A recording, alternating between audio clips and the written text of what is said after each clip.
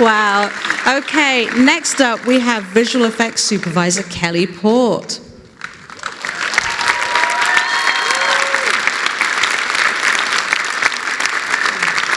My heart's racing.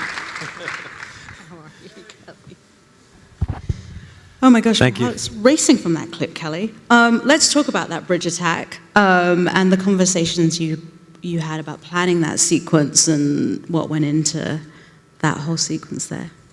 Well, that's the kind of sequence I wanted to show you guys, mostly because it's not a full digital sequence. It's a nice combination of example of collaboration between departments. It's got lots of special effects by Dan Sudik and his team. It's got an enormous amount of visual effects with the extension of a very small set piece, which is about it's not even that small. It's about 400 feet by 200 feet, a little piece of concrete with a little bit of freeway with an off-ramp, and 3 sides of blue screen. And the rest of it is 4 square miles of digital environment extension. Wow. So it's pretty crazy. It's the kind of thing that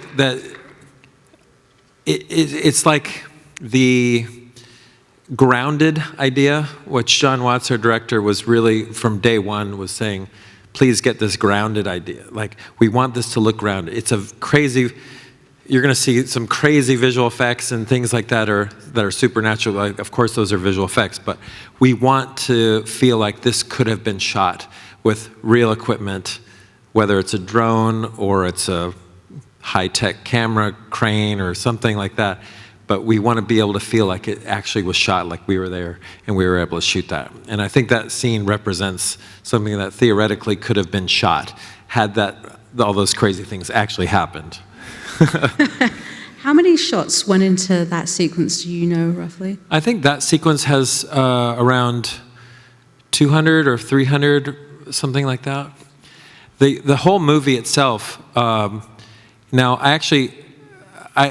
the movie's been out since December, and I should know this number by now, but I think the whole movie itself had about 2,600 shots in it.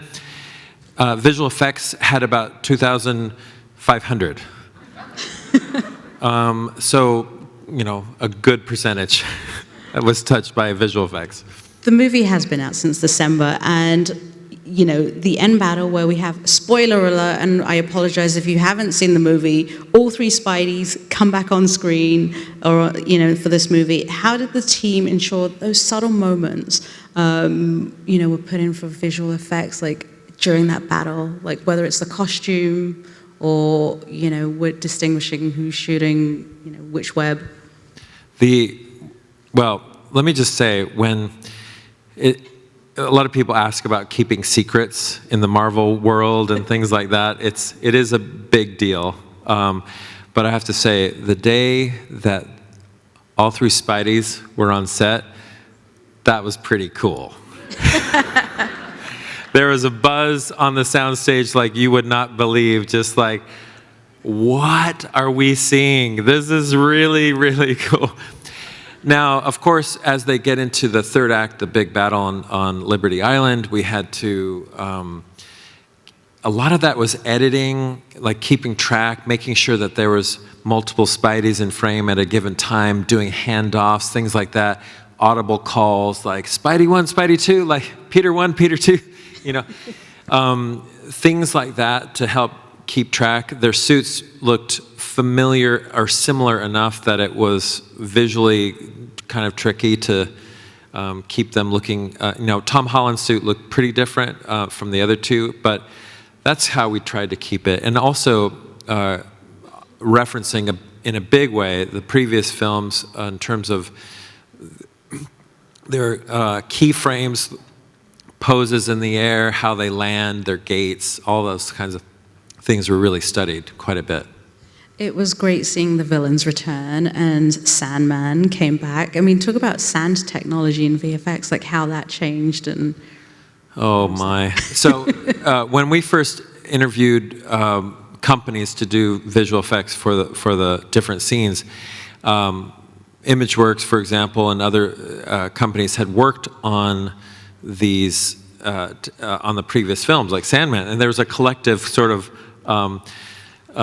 post-traumatic stress disorder working with Sandman in the past because just of the amount of technology involved and things like that.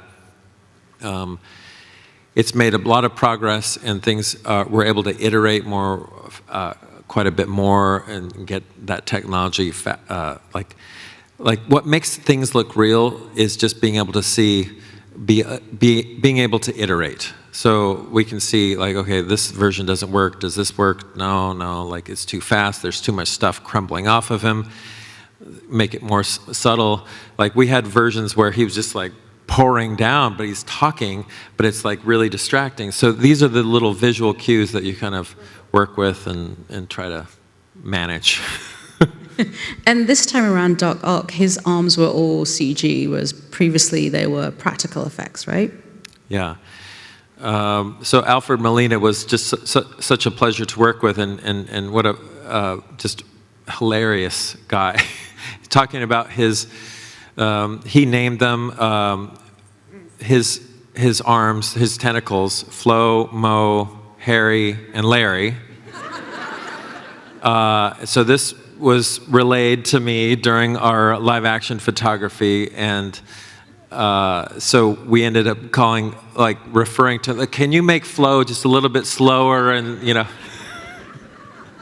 Wow, okay. All right, stay put. We're going to pull up a clip from The Power of the Dog, and we'll see you back for the panel conversation. Thank you. Thanks so much, Kelly.